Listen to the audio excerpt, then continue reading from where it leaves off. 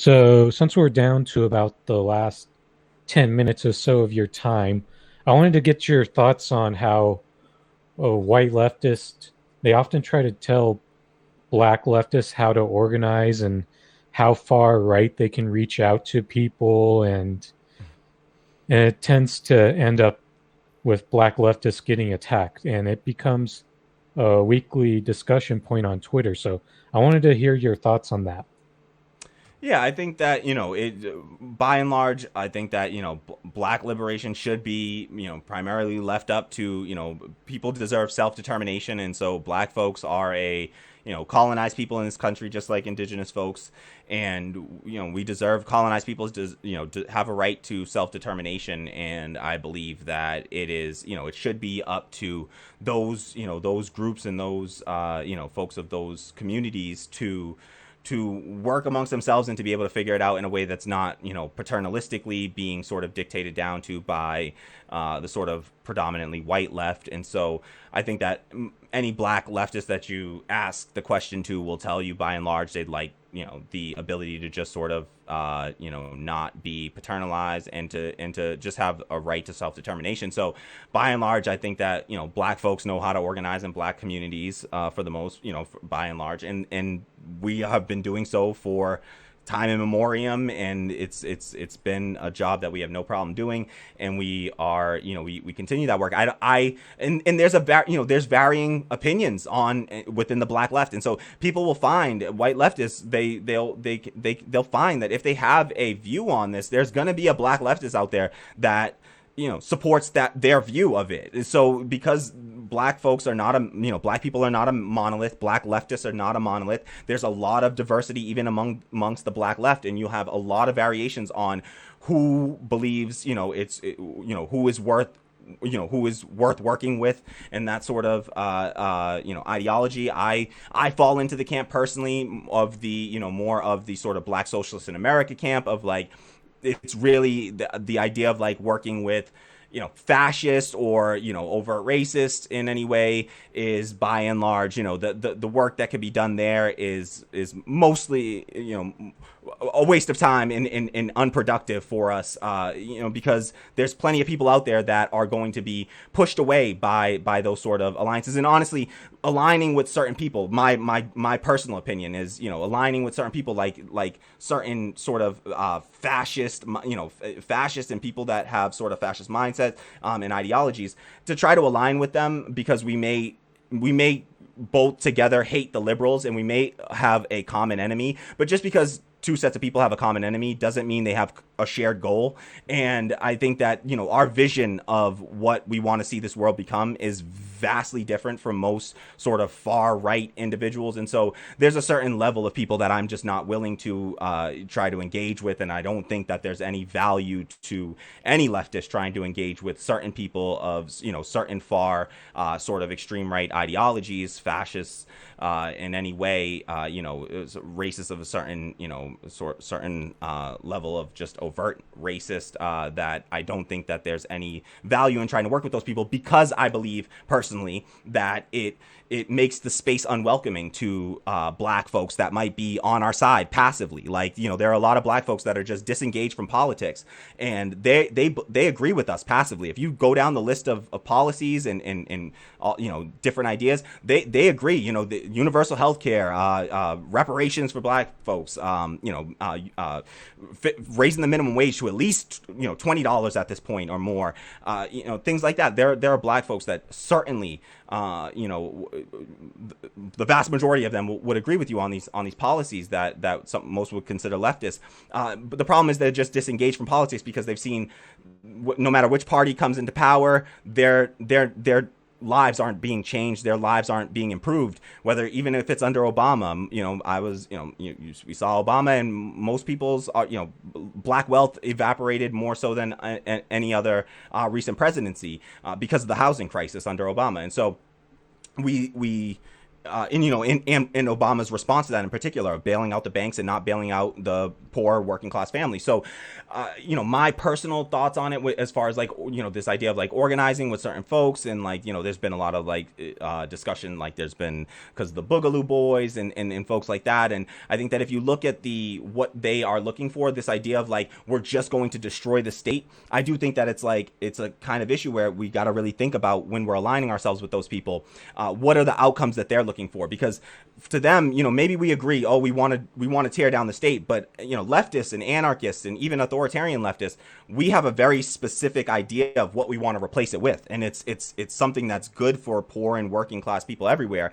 And on the other hand, for a lot of right wingers, it's sort of a more libertarian, free market fundamentalism, may the best man win kind of thing, and typically it is a man in those societies. And so they're perfectly happy to sort of work with us in that regard, because they know that in the event of a power vacuum, in the event that we just tear down the state and just tear down the government, like what happened on January 6th, if we say we support stuff like that, because sure, we're against the liberals and we're against, the state as it is right now, but we our idea of what to replace it with is very different than what what some of those folks want to replace it with.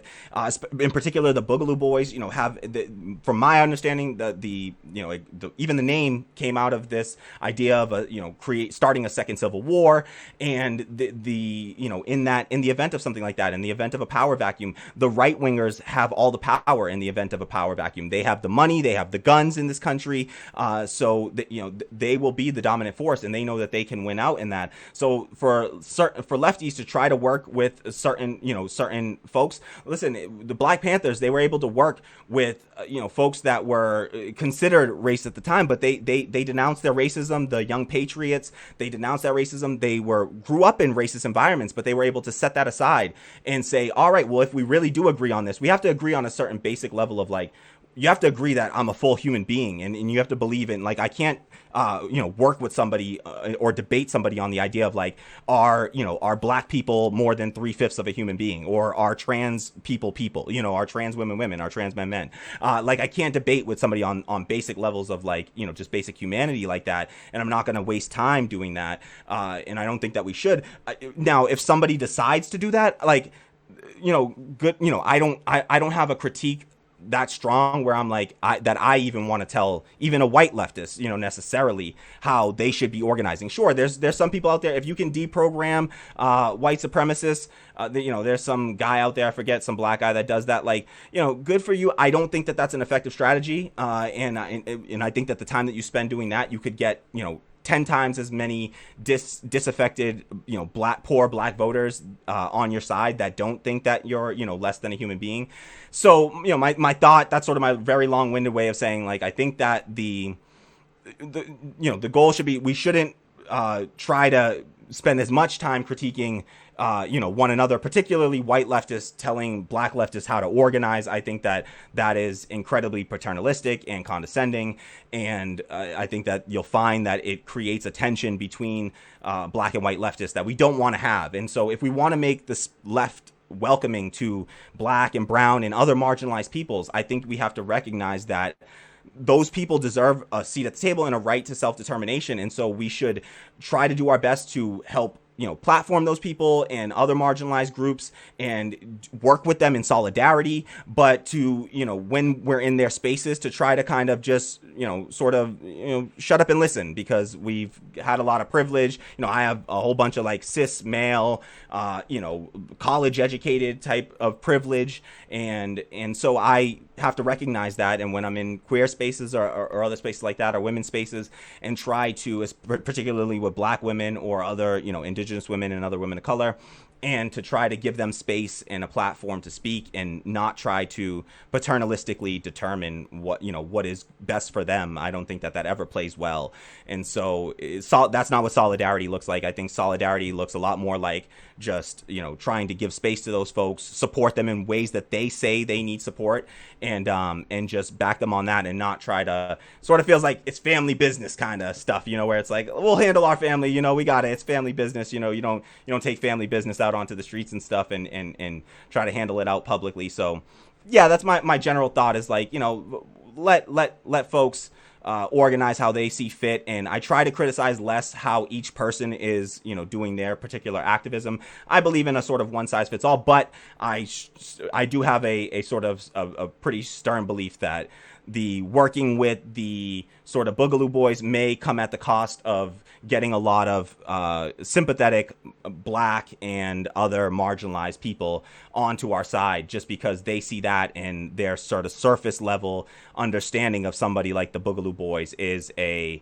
organization that is based around the idea of a second civil war and has, racist roots. Even if there may be some good people within that movement, I think that what that means is you can be a Boogaloo Boy and work with, leftists. It just doesn't mean that the Boogaloo Boys organization, necessarily can work with Black leftists until they denounce their sort of, that ideology and actually align with us on our end goals. I think that we should be very careful with organizing with folks like that. So that's my sort of, I haven't gotten to say that part publicly, to share that thought. So sorry for sort of going beyond the scope of your question, but that's both my thoughts on just the actual organizing within the Black community and for Black leftists, as well as how I think that the white leftists and other leftists in sort of wealthier positions should allow poorer Black and folks to have a space and ability to organize and self-determine.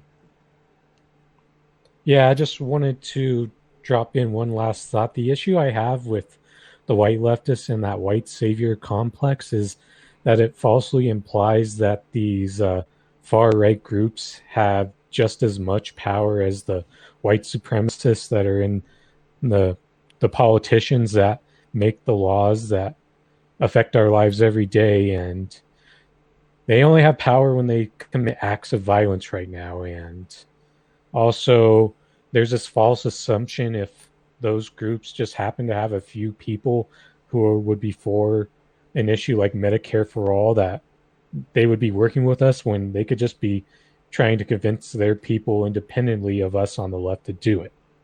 Exactly, because that's what I say. I say that's the point that I always make to people. It's like if they actually agree with us on these issues, then there's no need for us to lock arms together and sing kumbaya together. It's like, if you actually believe in this issue, then you'll go and you'll work on it with your set of people, right? And we'll work on it with our set of people, and we'll come together in common spaces when we meet up on that one issue. If it's really an issue that we believe in, and that, so something like, the January 6th riot, I do not believe that that's a good idea. If you believe in Medicare for all or a Green New Deal or a $15 minimum wage, then there's no way that you can believe in something like just tearing down the Capitol, because if we tear down the government, then there's no chance for enacting something like a Medicare for all as we envision it now, or a Green New Deal as we envision it now, a federal jobs guarantee, things like this. There's no way of enacting that without a government. The government is what's by and large been, sadly, it's the few little protections that a lot of marginalized groups have